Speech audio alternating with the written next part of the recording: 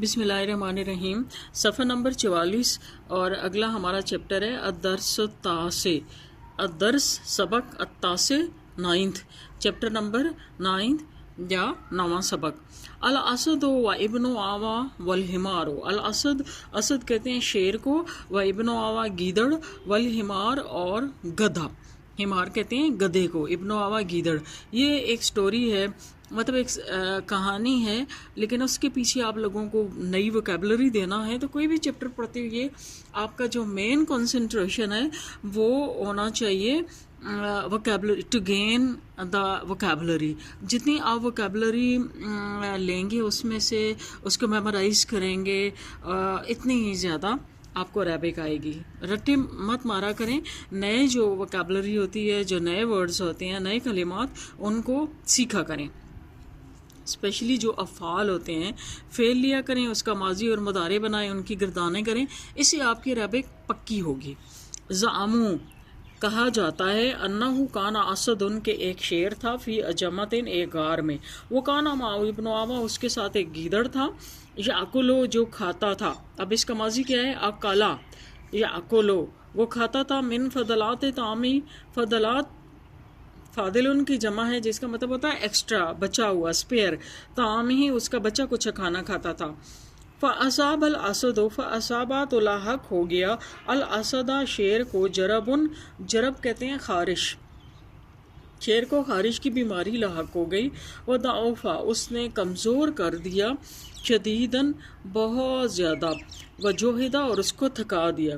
خارش کی جو ایچنگ پرابلم ہوتا ہے نا، یہ بہت سخت ہوتا ہے، کیونکہ اس میں ایکچولی آپ کا جو بلڈ ہے نا، اس کے اندر ایک انفلیمیشن سی آ جاتی ہے. تو ہر وقت ایسے لگتا ہے جیسے آگ لگی ہوئی ہے. ٹھیک ہے، تو انسان ظاہر کچھ کر ہی نہیں سکتا، یا کوئی بھی حیوانوں کو بھی. یہاں پہ تو شیر تو حیوان ہے نا، تو جس کسی بھی کے لیے بھی ہو، اسی کو یہ مشکل ہے. وَأَصَابَ الْأَسَدَ جَرَبٌ، تو شیر کو بیماری، کس کی؟ خارش کی بیماری لاحق ہو گئی، جس نے اسے شدید کمزور کر دیا اور اسے تھکا دیا. فَلَمْ يَسْتَطِعْ الصَّيْدَ، وہ اس کی شکار کی استطاعت نہیں رکھتا تھا. صید کہتے ہیں شکار کو. فَقَالَ لَهُ ابن آوا، تو اس سے کہا گیدڑ نے، ماں بالوں کا آپ کو کیا ہو گیا ہے؟ یا سید السبا، سید بادشاہ، سبا درندوں کے، اے درندوں کے بادشاہ، درندوں کے آقا، آپ کو کیا ہو گیا ہے؟ قد تغیرت آوالک، قد تغیرت بدل گئے ہیں، آوالک آپ کے تو حالات ہی بدل گئے، یعنی آپ کی تو حالت ہی غیر ہو گئی ہے. کالا اس نے کہا، ہاذل جربو، یہ خارش کی بیماری ہے، یہ خارش ہے. الذی قد جہدنی، جس نے مجھے تھکا دیا ہے، مجھے نڈھال کر دیا ہے. ولیس لہ دواء، اور اس کا کوئی علاج نہیں، اس کی کوئی دوا نہیں. الا سوائے قلب و حمارن، سوائے گدھے کے دل کے، و اذنا، اور اس کے دو کانوں کے. یعنی اس کا علاج کسی نے بتایا ہوگا نا کہ اس کا علاج صرف گدھے کا دل اور اس کے دو کان ہے، اس کے علاوہ کوئی علاج نہیں.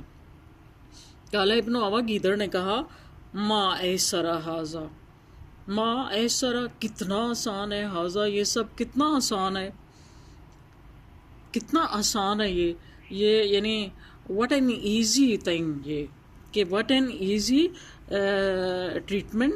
کہ یہ میں نے آپ کو بتایا تھا کہ ماں کے 3 میننگز ہوتے ہیں. ایک ماں کا مطلب ہوتا ہے ما حاضا، یعنی یہ کیا ہے. دوسرا ماں کا مطلب ہوتا ہے نہیں یا نو. تو جیسے آپ کہتے ہیں کہ ما جا الاسد، شیر نہ آیا.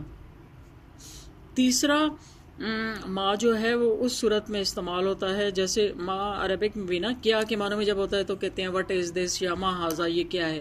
اسی طرح سے وٹ کو بھی انگلش میں ہم جیسے ایک اور معنی میں استعمال کرتے ہیں نا، ہم کہتے ہیں وٹ این ایکسیلنٹ پلیس، کتنی خوبصورت ہے یہ جگہ. ٹھیک ہے، تو اسی طرح سے عربک میں بھی ما اسی معنی میں بھی استعمال ہوتا ہے کہ ما ایسرا کتنا آسان ہے، ہاذا یہ کتنا آسان ہے. وقد عرفت، تو میں جانتا ہوں، بے مکان قضا، مکان جگہ، قضا فلاں جگہ پر، حمارن ایک گدھے کو، میں جانتا ہوں فلاں جگہ پر ایک گدھے کو. مع کسارن ایک دھوبی کے پاس. میں فلاں جگہ پہ جانتا ہوں کسی دھوبی کے پاس ایک گدھے کو، یعملو وہ اٹھاتا ہے، علیہا اس پر، ثیابہ اپنے کپڑے، جس پر وہ اپنے کپڑے لاتا ہے، وَأَنَا آتِيكَ بِهِ انا میں آتی آؤں گا کا آپ کے پاس بھی ود ہم. تو اس کا عربک میں ود ہم کا کیا مطلب بنے گا کہ میں اسے لے کر آپ کے پاس آؤں گا، میں اسے لے کر آپ کے پاس آؤں گا. یہاں تک کافی ہے.